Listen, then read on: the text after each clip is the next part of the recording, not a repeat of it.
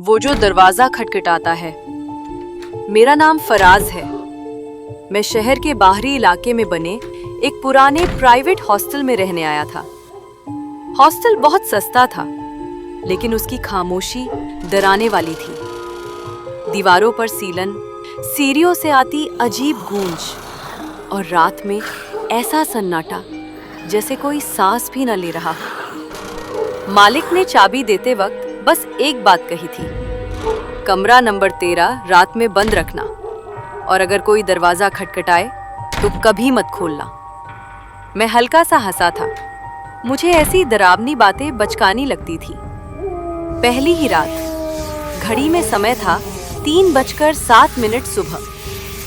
ठक ठक ठक, मेरी नींद टूट गई। दरवाजे पर कोई धीरे धीरे दस्तक दे रहा था।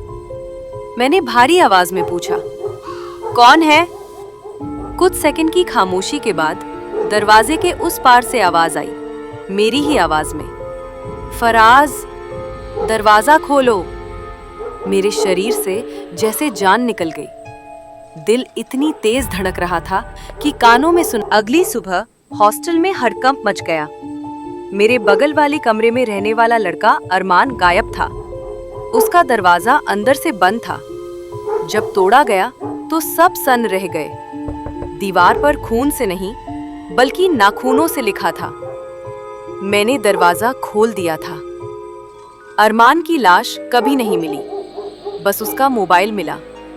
मोबाइल की आखिरी वीडियो में वो कांपते हुए कह रहा था, ये इंसान नहीं है, ये वो है जो हमें हमारी ही आवाज में बुलाता है।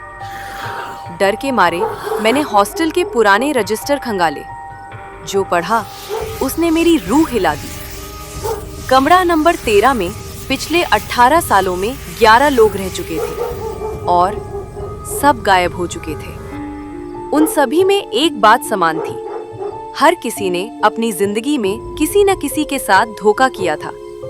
किसी ने माँ बाप से, किसी ने दोस्त से और किसी ने खुद से। एक पुरानी फाइल में लिखा था, ये जगह उन लोगों को खींचती है जो सच्चाई से भागते हैं। ये दरवाजा लकड़ी का नहीं, ये इंसान के ज़मीर का दरवाजा है। जो इसे खोल देता है वो खुद को हमेशा के लिए खो देता है। उस रात फिर दस्तक हुई, ठक ठक। इस बार आवाज बदली हुई थी। ये मेरी माँ की आवाज थी, बेटा दरवाजा खोलो, बहुत ठंड लग रही है। मेरी आंखों से आंसू बह निकले। हाथ अपने आप दरवाजे की ओर बढ़ा। फिर मुझे याद आया, मेरी माँ तो 3 साल पहले मर चुकी थी। मैंने दरवाजा नहीं खोला। तभी आवाज चीख में बदल गई, तुम सब झूठे हो, तुम सब सच्चाई से भागते हो। दीवारों से खून टपकने लगा। आईने में मैंने खुद को देखा। मेरा प्रतिबिंब मुस्कुरा रहा था, लेकिन मैं नहीं। मैं किसी तरह जिंदा बच गया। अगले ही दिन हॉस्टल छोड़ दिया। लेकिन कहानी यही खत्म नहीं होती।